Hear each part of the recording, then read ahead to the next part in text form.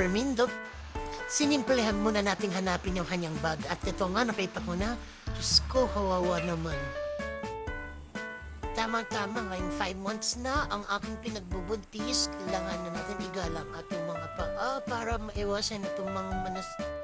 Ngayon na lang ako ulit nakalabas at ito nga, ganito na pala kaganda ang malolos. Hindi ko alam na ganito na kaganda. Ang dami nang nagbago. Pero ikaw, hindi ka pa rin nagbabago. Sure lang. So, eto nga. After 5 months ng bed rest ni Mami Birot, nakalabas din sa wakas and so excited dahil bibilan natin si Don Fermindo ng kanyang bagong bag.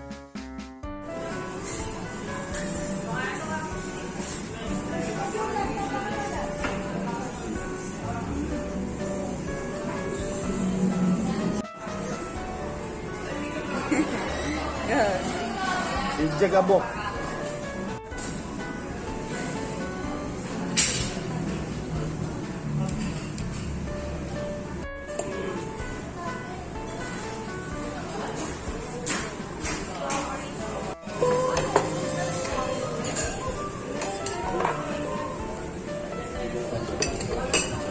Kumakain na po sila sa